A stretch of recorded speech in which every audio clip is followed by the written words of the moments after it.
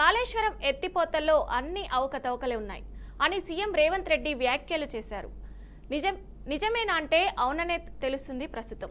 గత బీఆర్ఎస్ ప్రభుత్వం ప్రతిష్టాత్మకంగా చేపట్టిన కాళేశ్వరం ప్రాజెక్టు సక్రమంగా లేదని ప్రస్తుత సీఎం రేవంత్ రెడ్డి బల్లగుద్దినట్టు పలుసార్లు మండిపడుతూనే వచ్చారు.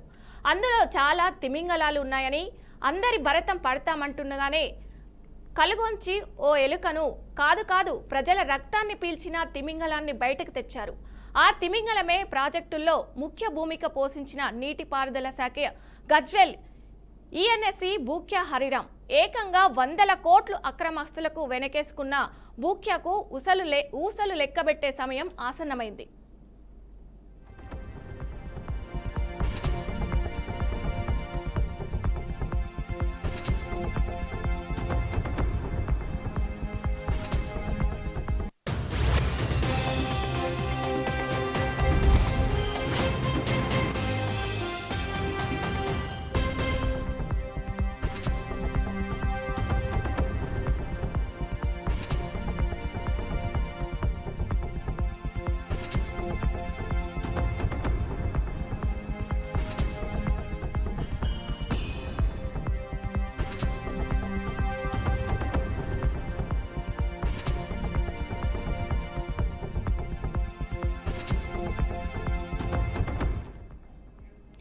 కాళేశ్వరం ఈఎన్సీ హరిరామ్ ఇంట్లో ఏసీబీ సోదాలు చేపట్టింది.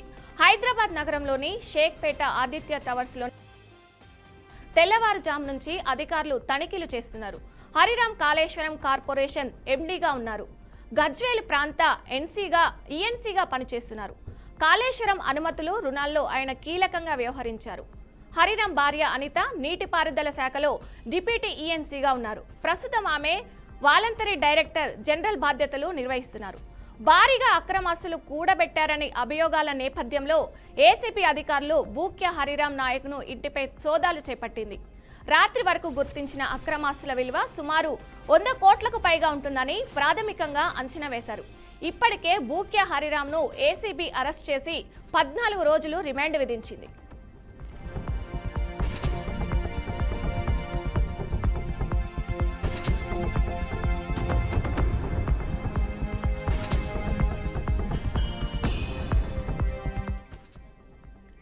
షేక్పేట, కొండాపూర్లో 2 విల్లాలు, శ్రీనగర్, నార్సింగి, మాదాపూర్లో 3 ప్లాట్లు, ఏపీ రాజధాని అమరావతిలో వాణిజ్య స్థలం, సిద్దిపేట జిల్లా మర్కూర్ మండలంలో 28 ఎకరాల వ్యవసాయ భూమి, పటాన్ చెరువులో 20 గుంటల భూమి, శ్రీనగర్ కాలనీలో 2 ఇండిపెండెంట్ నివాసాలు, బొమ్మల రామారంలో 6 ఎకరాల్లో ఫామ్ హౌస్, మామిడి తోట, కొత్తగూడెంలో నిర్మాణంలో ఉన్న ఒక భవనం, మిర్యాలగూడలో ఖాళీ స్థలం, 2 కార్లు, బంగారు ఆభరణాలు, బ్యాంకు డిపాజిట్ల అధికారులు గుర్తించారు. హరిరామ్ నివాసాలు, కార్యాలయాల్లో ఏసీబీ సోదాలు చేశారు.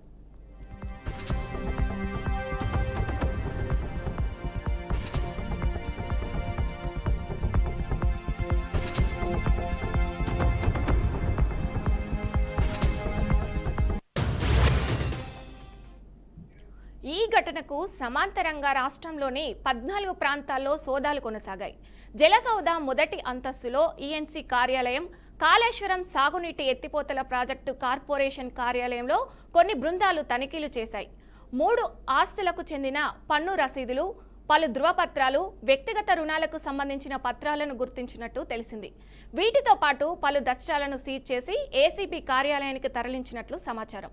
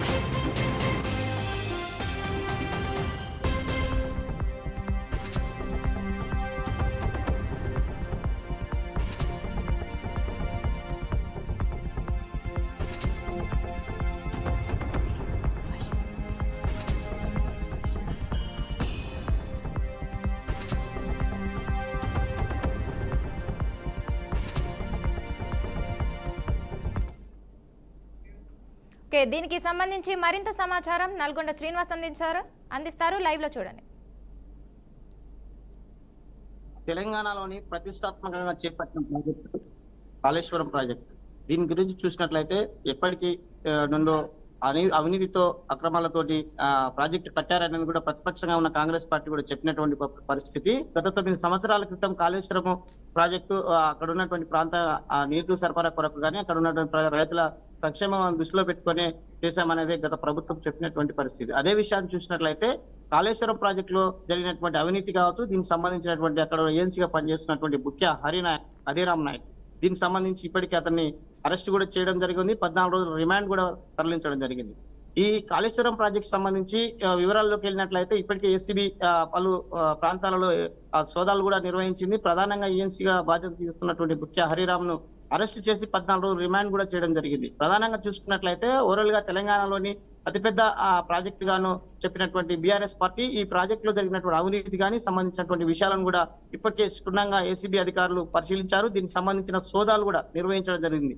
ఇక ముఖ్య హరిరామ్ నాయక్ సంబంధించిన ఆస్తులకు చూసినట్లయితే 100 కోట్లు ఉంటాయనేది కూడా అంచనా అయితే జరుగుతుంది. దీనికి అంచనా మించవచ్చు అనేది కూడా ఏసీబీ అధికారులు చెప్తున్నటువంటి పరిస్థితి. ఇతని ఆస్తులు చూసినట్లయితే ఉమ్మడి నల్గొండ జిల్లాలో చూసినట్లయితే బొమ్మలరారంలోని ఫామ్ హౌస్ అయితేనేమి, మిర్యాలగూడ సంబంధించినటువంటి ఆస్తులు అయితేనేమి, 28 ఎకరాల భూమికి ఉన్నటువంటి ప్లేస్ పూర్తిగా ఆ ఫామ్ హౌస్. ఇక హైదరాబాద్ భాగ్యనగరంలో చూసినట్లయితే ఆదిత్య టవర్స్ తో కాకుండా మాదాపూర్, హైటెక్ సిటీ సంబంధించినటువంటి నార్సింగ్ సమితర ప్రాంతాలలో కోట్ల విలువ చేసే అపార్ట్మెంట్స్ కూడా వెలుగులోకి వచ్చాయి. ఆ రికార్డ్స్ కూడా ఏసీబీ అధికారులకు ఇప్పటికే చేతిలో ఉన్నట్టు కూడా తెలుస్తుంది. అయితే ప్రధానంగా చూసుకున్నట్లయితే నార్సింగ్, మాదాపూర్ లో 3 ప్రాజెక్టులకు సంబంధించినటువంటి విషయాల్లో ప్రధానంగా సూత్రధారిగా ఉన్నటువంటి కాళేశ్వరం సంబంధించిన ఏజెన్సీగా పనిచేస్తున్నటువంటి ముఖ్య హరిరామ్ నాయక్ వాళ్ళ మిసెస్ కూడా అక్కడ డిప్యూటీ పనిచేస్తున్నటువంటి పరిస్థితి. వీరు కూడా పూర్తిగా ఇప్పుడు డైరెక్టర్ హోదాలో పనిచేస్తున్నారు.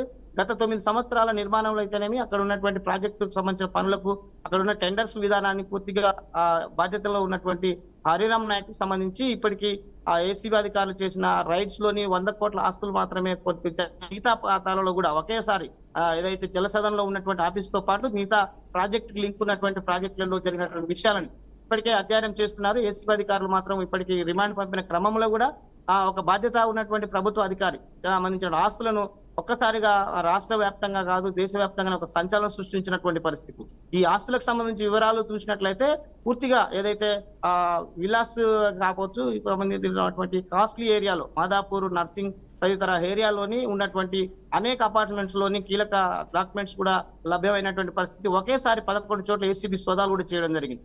నిన్న సోదాలతో పాటు ఇప్పటికీ కొనసాగుతున్నటువంటి పరిస్థితి. తెలంగాణలోని ప్రాజెక్టుల పేరుతో గత ప్రభుత్వం చేసినటువంటి అవినీతి కావచ్చు, వాటికి సంబంధించినటువంటి అధికారులు సహకరించారని ప్రస్తుత ప్రభుత్వం చేసినటువంటి దర్యాప్తులో భాగంగానే ఏసీబీ అధికారులు కూడా దర్యాప్తు కూడా కొనసాగించడం జరుగుతుంది. కొనసాగింపు భాగంలోనే నిన్న అరెస్ట్ చేసినటువంటి ఈఎన్సీ బాధ్యతలు ఉన్నటువంటి హరిరామ్ నాయక్ గారితో పాటు వాళ్ళ మిసెస్ ఉన్నటువంటి డైరెక్టర్ హోదాలో పనిచేస్తుంది. వీరి ఆస్తులను కూడా పూర్తిగా ఏసీబీ తెలంగాణలో ఉన్నటువంటి పనిచేస్తున్నటువంటి ఏసీబీ అధికారులు ఇప్పటికే వాళ్ళ దగ్గర డాక్యుమెంట్ కూడా వచ్చింది. ఇంకా ఆస్తులు పెరిగే అవకాశం కూడా ఉన్నట్లు కూడా సీనియర్ ఏసీబీ అధికారులు కూడా చెప్తున్నారు. రిటైర్డ్ సంబంధించిన ఏసీబీ అధికారులు కూడా తెలంగాణ చరిత్రలో ఎన్నడూ లేని విధంగా ఇంత ఆస్తులు కూడగొట్టడం ఇది ఎక్కడ ఎన్నడూ మాకు డాక్యుమెంటేషన్ లో కానీ సంబంధించినటువంటి అవినీతి కానీ పెద్ద దొరకలేదనేది కూడా రిటైర్డ్ సంబంధించిన ఏసీబీ అధికారులు కూడా చెప్తున్నారు. ఈ విషయాన్ని పరిగణలోకి తీసుకొని ఇప్పటికీ గత ప్రభుత్వాలు చేసినటువంటి అనేక ప్రాజెక్టులు కావచ్చు, కేవలం ఒక కాళేశ్వరం ప్రాజెక్టులకు సంబంధించిన ఒక అధికారి సంబంధించిన ఆస్తిని ఇలా చూసినట్లయితే గతంలో జరిగినటువంటి ప్రాజెక్టుల వివరాలు అయితేనేమి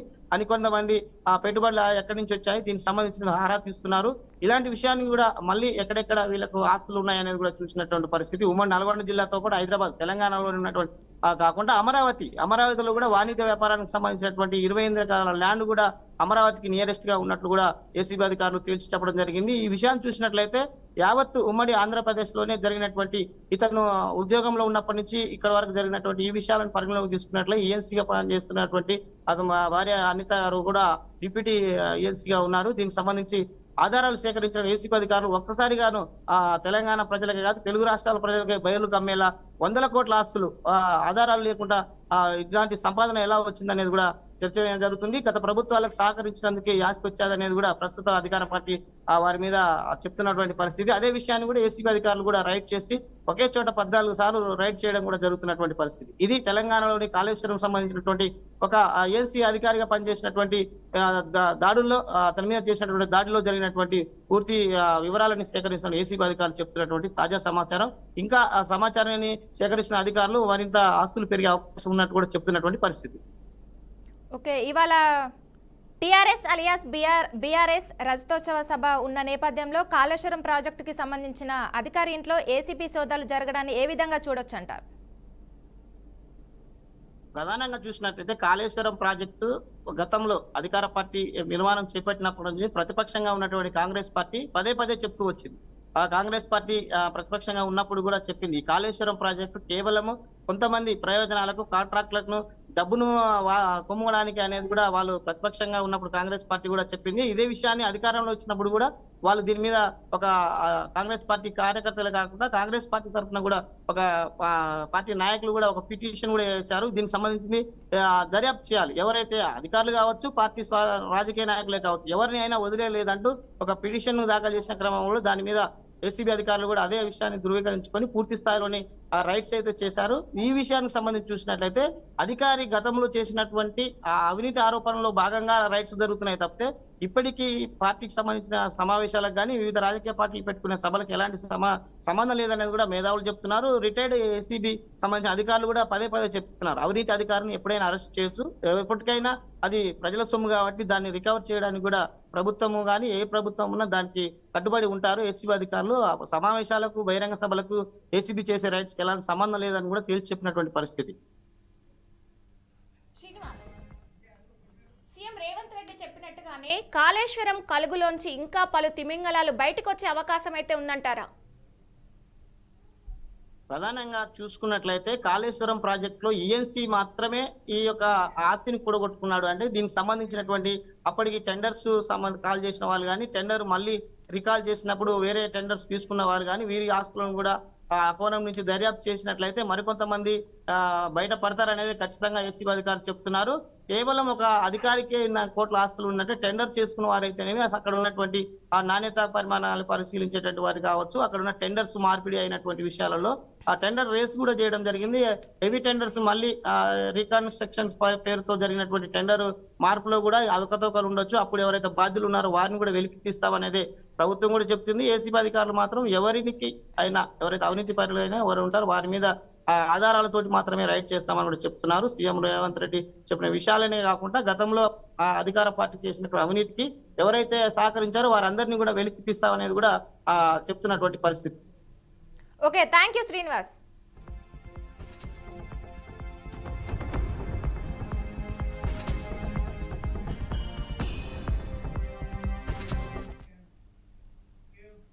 ఏప్రిల్ 22న జమ్మూ కాశ్మీర్లోని పహల్గాంలో జరిగిన ఉగ్రదాడి దర్యాప్తును కేంద్ర ప్రభుత్వం జాతీయ దర్యాప్తు సంస్థకి అప్పగించింది. ఉగ్రవాద సంస్థ లష్కరే తోయిబా, దాని ఫ్రంట్ ఆర్గనైజేషన్ టీఆర్ఎఫ్ ఈ దాడి చేసినట్లు ప్రకటించడంతో ఈ దాడి వెనుక పాక్ హస్తం ఉందనే బలమైన వాదనలు వినిపిస్తున్నాయి.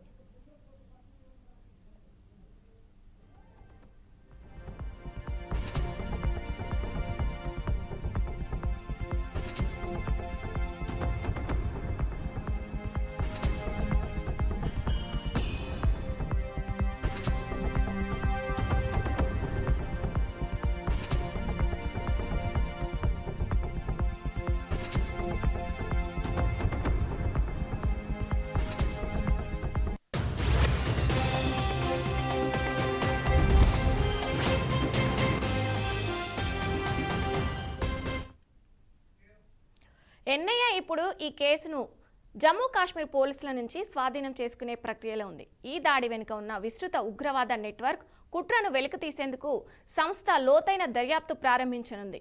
ఇప్పటికే ఘటనా స్థలంలో ఎన్ఐఏ బృందం ఆధారాలు సేకరిస్తుంది. ఈ బృందంలో ఉగ్రవాద వ్యతిరేక ఏజెన్సీకి చెందిన ఐజీ, డిఐజీ, ఎస్పీ ఉన్నారు. ఉగ్రదాడిని చూసిన సాక్షులను, అధికారులను ప్రశ్నించనున్నారు.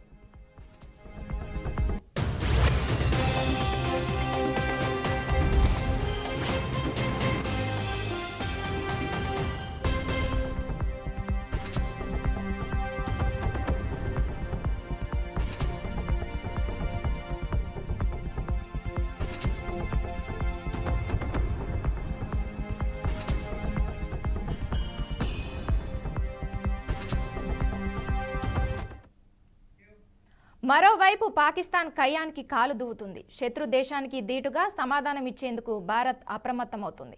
ఎటువంటి పరిస్థితినైనా ఎదుర్కొనేందుకు భారత నౌకాదళం సిద్ధమవుతుంది. తాజాగా అరేబియా సముద్రంలో నౌకా విధ్వంసక క్షిపణులను పరీక్షించింది. భారత్ సైతం పాకును తిప్పికొట్టేందుకు సన్నద్ధమవుతుందని చేసేందుకు ఈ క్షిపణులు పరీక్షించింది. సముద్ర జలాలలో భారత ప్రయోజనాలను కాపాడేందుకు ఇండియన్ నేవీ సిద్ధంగా ఉందని సోషల్ మీడియా వేదికగా ప్రకటించింది.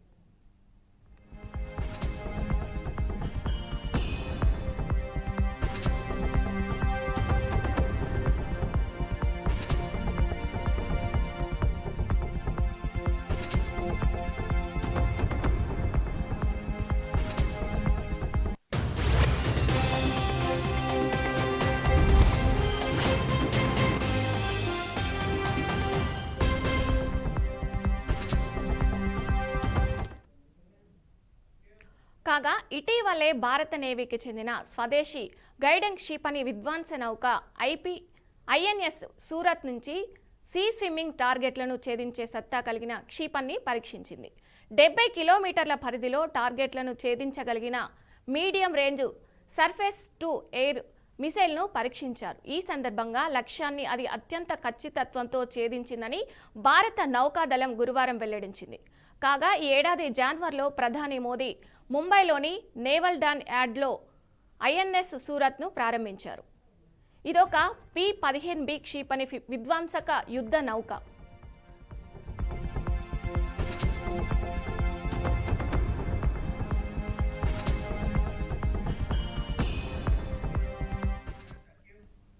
ఇక దీనికి సంబంధించిన మరింత సమాచారం మేనేజింగ్ డైరెక్టర్ చిదంబరం గారు అందిస్తారు. చిదంబరం, చెప్పండి.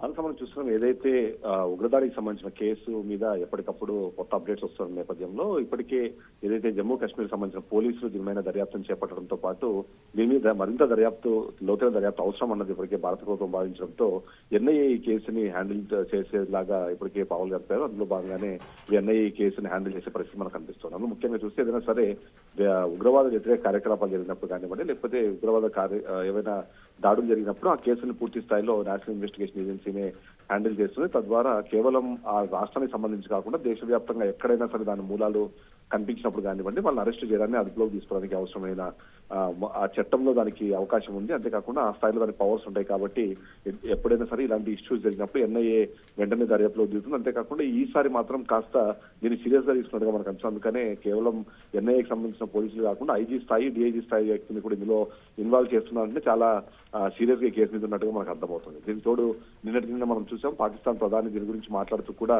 ఒక స్వతంత్ర దర్యాప్తు సంస్థతో దర్యాప్తు చేయడానికి మేము సిద్ధంగా ఉన్నాము అనే రకంగా ఒక స్టేట్మెంట్ అయితే ఇచ్చారు. బట్ దానికి అనుగుణంగా మనం వ్యవహరించకపోయినా భారతదేశంలోని అత్యున్నతమైన ఇన్వెస్టిగేషన్ ఏజెన్సీగా చెప్పుకునే ఎన్ఐఏ, అందులోనూ ఇలాంటి ఉగ్రదాడులకు సంబంధించిన విషయాలని పర్ఫెక్ట్ గా డీల్ చేసి ఎన్ఐఏ దీన్ని డీల్ చేసి దీనిలో ఎవరు దోషులు, దీనికి కారణం ఎవరు, ఎక్కడి నుంచి దీనికి ఇనిషియేట్ అయ్యింది, దీని వెనకాల ఉన్న మాస్టర్ మైండ్స్ ఎవరన్న విషయాల్ని చెప్పడంతో పాటు ఒకవేళ దీని మూలాలు పాకిస్తాన్ లో ఉన్నా సరే వాటిని ఐడెంటిఫై చేయడానికి ఎన్ఐఏకి అనుకూలమైన పరిస్థితులు కానివ్వండి, అవసరమైన టెక్నాలజీ ఉంటుంది కాబట్టి అటువైపుగా వెళ్తున్నట్టుగా మనకు అర్థమవుతుంది. దీనికన్నా చాలా కీలకమైన అంశం మనం చూస్తే మాత్రం ఏదైతే భారతదేశానికి పాకిస్తాన్ మధ్యలో ఒకవేళ యుద్ధమే జరిగితే పరిస్థితి ఏంటి అనే విషయం పైన డిస్కషన్ జరుగుతున్న నేపథ్యంలో భారత్ కూడా దీనికి సన్నద్ధమైనట్టుగా కొన్ని సిగ్నల్స్ అయితే ఇప్పటికే ఇస్తోంది. అందులో భాగంగానే ఐఎన్ఎస్ విక్రాంత్ కానివ్వండి, భారతదేశానికి సంబంధించిన టాప్ నేవీకి సంబంధించిన మొత్తం ఇదంతా కూడా అరేబియా మహాసముద్రం వైపు వెళ్తున్నట్టుగా మనకు సమాచారం ఉంది. దీనికి తోడు ఏదైతే నేవీతో పాటు ఆర్మీ కానివ్వండి, అలాగే ఎయిర్ ఫోర్స్ కూడా వాళ్ళు సన్నాహకాలు ప్రారంభించినట్టుగా మనకు తెలుస్తుంది. దీనికి తగ్గట్టుగానే బాలిస్టిక్ క్షిపణులను ఎదుర్కొనేందుకు అవసరమైన టెక్నాలజీ మన దగ్గర ఉండడంతో వాటికి కూడా లైట్ వెయిట్ నుంచి భారీ స్థాయి హెడ్స్ ని క్యారీ చేయగలిగే మిసైల్ అన్నింటిని కూడా టెస్ట్ చేసుకుంటూ అది లాంగ్ రేంజ్, షార్ట్ రేంజ్, అలాగే on air, mid air test చేస్తుంది. సో తద్వారా పాకిస్తాన్ కి ఇప్పటికే ఓవైపు దౌత్య కి సంబంధించిన యుద్ధంతో పాటు నిజంగానే గ్రౌండ్ లెవెల్లోకి వెళ్ళి ఆర్టిలరీ యుద్ధం చేయాలనుకున్నా సరే భారత్ సిద్ధంగా ఉందన్న విషయాన్ని చెప్పే ప్రయత్నం అయితే చేస్తున్నట్టుగా మనకు అర్థమవుతుంది. దీనితో ఇప్పటికే భారతదేశానికి సంబంధించి అటు అమెరికా కానివ్వండి, ఇజ్రాయెల్ తో పాటు మరికొన్ని దేశాలు భారత్ కి సపోర్టివ్ గా వచ్చే పరిస్థితి ఉంది. అంతేకాకుండా నిన్న కూడా చూసాం మనం హై లెవెల్ మీటింగ్ దాదాపుగా 8 దేశాలకు సంబంధించిన విదేశీ రాయబారులందరినీ భారత్లోని ఢిల్లీలోని ఆఫీస్ కి పిలిపించి వాళ్ళందరికీ కూడా ఇప్పుడు జరుగుతున్న పరిణామాల ద్వారా వచ్చే పరిస్థితులు కూడా వివరించినట్టుగా మనకు సమాచారం ఉంది. అందు ప్రకారం చూస్తే మాత్రం ఒక యుద్ధమే అనివార్యమైతే భారత్ ప్రపంచ దేశాలకు సంబంధించిన సపోర్ట్ ని కూడా ఇక్కడ తీసుకోవడంతో పాటు వాళ్ళకి ఇన్ఫార్మ్ చేయడం ద్వారా వాళ్ళు మనకి సపోర్ట్ చేసినా లేదైనా అక్కడ ఇబ్బంది వచ్చినప్పుడు వాళ్ళు వచ్చి మాట్లాడే అవకాశం ఉందన్నది అయితే మనకి తెలుస్తుంది. దీనికి తోడు భారతదేశానికి సంబంధించి చూసినప్పుడు మాత్రం ఏదైతే వాటర్ వార్ అని అంటున్నాం, ఏదైతే మనం సింధు జలాలకు సంబంధించిన రద్దు చేసుకోవడంతో పాటు నిన్న చెప్పకుండానే అక్కడ గేట్లు ఓపెన్ చేయడం ద్వారా చాలా అంటే పాకిస్తాన్ లోని కొన్ని గ్రామాలు మునిగిపోయిన పరిస్థితి ఉంది. నిజంగానే వాటర్ ని ఆపడం ద్వారా ఎంతైతే యుద్ధం చేయొచ్చో వాటర్ ను వదలడం ద్వారా కూడా అంతే స్థాయిలో యుద్ధం చేయొచ్చు అనే విధంగా కూడా భారత్ ఆల్రెడీ నిన్నటికే నిరూపించింది. దాని ద్వారా అక్కడ చాలా మంది ఇబ్బంది పడుతున్న పరిస్థితి ఉంది. ఇప్పటికే అంతర్జాతీయంగా పాకిస్తాన్ లో ఉగ్రవాదులకు సంబంధించిన శిక్షణ, దానికి సంబంధించిన ఫండింగ్ చేస్తున్నామంటూ వాళ్ళకి సంబంధించిన విదేశీ శాఖ మంత్రి చెప్పడంతో అది కూడా ఇంటర్నేషనల్ ఛానల్లో జరిగిన ఒక ఇంటర్వ్యూలో చెప్పడంతో అది కూడా చాలా వైరల్ అయిన పరిస్థితి మనకు కనిపిస్తుంది. తద్వారా పాకిస్తాన్ ఒంటరిగా మారుతున్న సిచ్యువేషన్ అయితే మనకు చాలా క్లియర్ గా కనిపిస్తుందని చెప్పొచ్చు. Manasa. Okay, thank you Chidambar.